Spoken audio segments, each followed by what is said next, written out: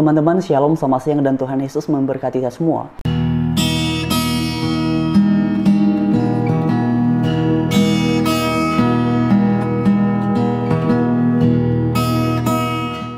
Dan kembali lagi dalam segmen ini kita akan membahas mengenai pernyataan dari Yahya Waloni. Mungkin di antara kalian ada yang sudah pernah atau belum pernah mendengar pernyataannya dalam video berikut ini.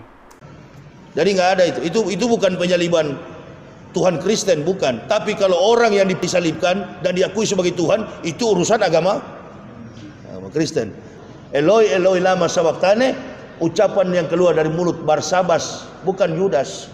Barsabas. Nah teman-teman, itu sangat jelas ya. Jadi menurut Yahya Waloni yang ada di kayu salib itu bukan Yesus tetapi Barsabas, karena yang mengucapkan Eloi Eloi lama sabachthani adalah Barsabas.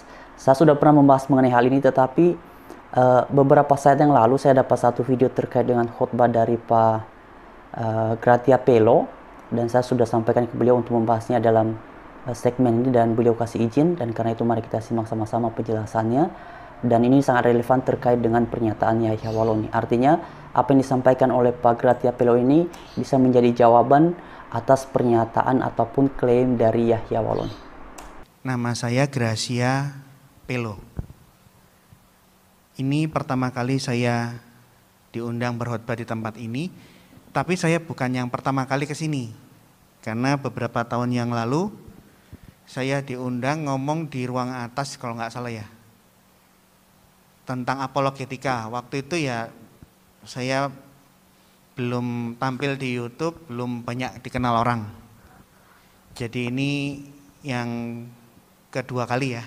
Oke, saya akan menyampaikan firman, temanya adalah Dia yang disalibkan adalah Kristus. Kalau saya khotbah, saya selalu cirinya bukan only preaching but teaching. Anggap ya. Saudara-saudara, di dalam Alkitab, kalau kita ngomong tentang Mesias, Mesias di dalam perjanjian lama itu ada banyak. Orang Kristen hanya memaknai Mesias satu orang, enggak. Kalau kita lihat Alkitab secara utuh, Mesias di dalam perjanjian lama itu ada banyak. Karena arti kata Mesias itu orang yang diurapi. Apakah dia imam? Semua imam itu Mesias. Raja, orang-orang terkenal itu diurapi Tuhan. Itu Mesias.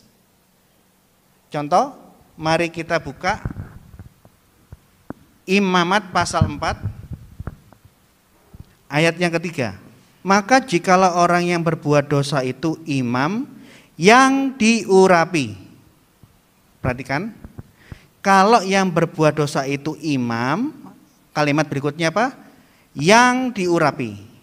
Sehingga bangsanya turut bersalah, haruslah ia mempersembahkan kepada Tuhan karena dosa yang diperbuatnya itu seekor lembu jantan yang tidak bercela sebagai korban penghapus dosa. Lanjut, kita lihat bahasa Ibraninya.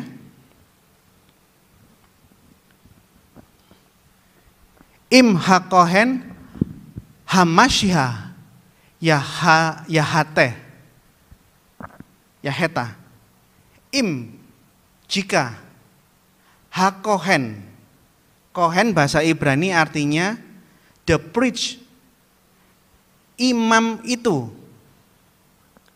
Kohen bahasa Ibrani itu imam, tapi kalau bahasa Arab kahin itu bukan imam tapi dukun. Tetapi the priest, jika imam itu Hamashiha, imam yang diurapi itu Mesias, Hamashiha, Yaheta, berbuat banyak dosa. Jadi imam itu Mesias, dalam konteks ini imam bisa buat banyak dosa. Mesias ada banyak. Lanjut. Daud Mesias. Harun, stop, jangan semua satu. Daud Mesias, Harun, anak-anaknya, semua yang diurapi Tuhan, semua imam itu Mesias. Tapi dari semua banyak Mesias-Mesias yang ada di dalam perjanjian lama, ada nubuatan mesianik. Tuhan memberikan sebuah nubuat bahwa akan hadir seorang Mesias yang khusus. Dia bukan imam seperti kebanyakan, bukan raja. Dia adalah sosok yang kudus. Dan ciri-ciri tentang Hamasyiah, tentang Mesias itu sangat spesifik. Nubuatan tentang Mesias di dalam Alkitab itu adalah nubuat pertama yang diucapkan Allah di Taman Eden. Di saat manusia berbuat dosa, waduh, aku berbuat dosa. Ayo menghadap Allah, ngaku yuk. Tuhan, aku tadi berbuat dosa, gitu? Enggak kan? Dia buat dosa, sadar, malu, sembunyi.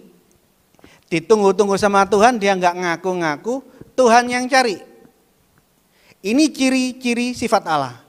Kalau ada yang buat dosa, kalau dia enggak datang, ditunggu-tunggu enggak datang, Tuhan akan cari. Tidak mungkin akan ada manusia yang bisa menyelesaikan dosa-dosanya. Kejadian 3:15. Semua orang Kristen meyakini ini adalah Yesus. Yaitu memang ini penjelasan yang umum di sekolah teologi. Tapi saya akan tunjukkan, ini Targum Yahudi, ini bukan orang Kristen. Ini yang namanya Targum Neofiti.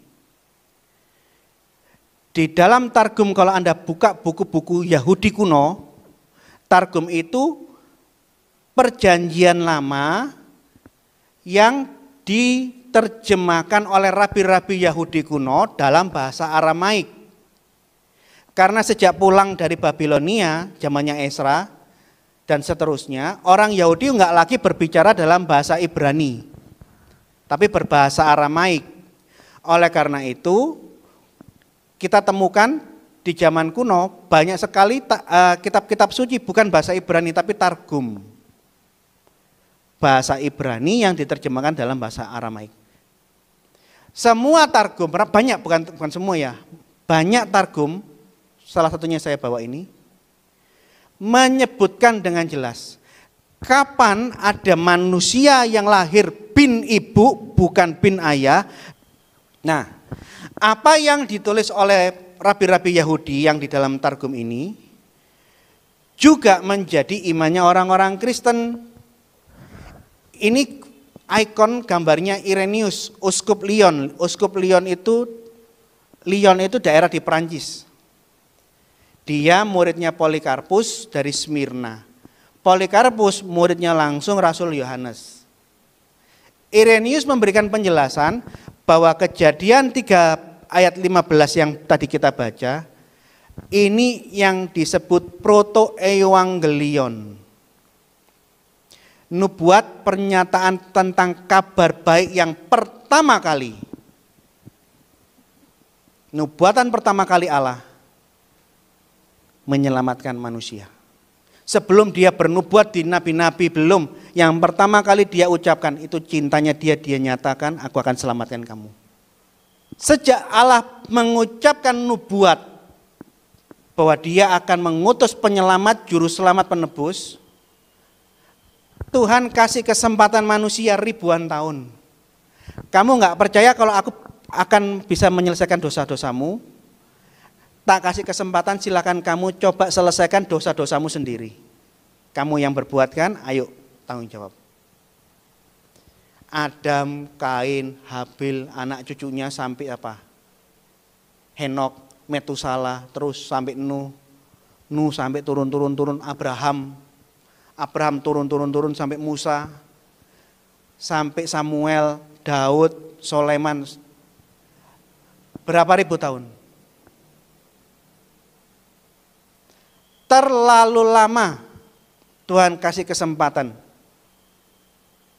Tuhan udah tahu kamu gak akan mampu, tapi dikasih kesempatan jajalan. Setelah ribuan tahun, generasi-generasi, tidak ada satupun yang sanggup membereskan, menyelesaikan dosa-dosa yang dia lakukan. Oke, sekarang nubuatku akan kugenapi untuk menebus seisi dunia. Nah teman-teman, itulah videonya. Sebenarnya dalam durasi aslinya ada 1 jam 5 menit 4 detik.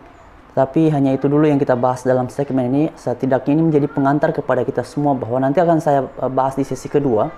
Tetapi untuk segmen 1 ini menjadi pengantar untuk kita semua ketahui bahwa sejak semula mengenai kedatangan Tuhan Yesus ke dalam dunia, tujuan awalnya sudah sangat jelas, dan ini juga ditekankan kembali di dalam perjanjian baru kitab Yohanes pasal 3 ayatnya yang ke-16 untuk menyelamatkan manusia yang berdosa, dan ini merupakan inisiatif dari Allah sendiri dan sekaligus sebagai bukti kasih yang besar kepada umat yang dikasihinya. Karena itu kita bersyukur kita menjadi orang Kristen. Kita memiliki Allah yang luar biasa, tidak sekedar sebuah slogan, oh Allah kami Allah yang kasih, Allah kami Allah yang peduli, tapi tidak berbuat apa-apa ketika umatnya berada dalam keberdosaan. Nah inilah bedanya Allah di dalam iman Kristen. Ketika umatnya berbuat salah, berbuat dosa, ya memang Allah yang kasih tetapi juga Allah yang adil. Nah kita menemukan bahwa Allah kita tidak hanya sekedar Allah yang adil, tetapi juga Allah yang kasih, sehingga ia berinisiatif sendiri untuk menyelamatkan umatnya yang berdosa. Jadi sekian teman-teman. Besok atau lusa saya akan lanjutkan pembahasannya, karena saya pikir ini sudah sangat baik sebagai pendahuluan atau sebagai pengantar mengenai pembahasan terkait dengan Yesus adalah yang disalib di atas kayu salib, bukan orang lain sebagaimana diklaim oleh tetangga sebelah. Jadi sekian untuk segmen ini. Terima kasih. Tuhan Yesus memberkati kita semua. Haleluya. Shalom.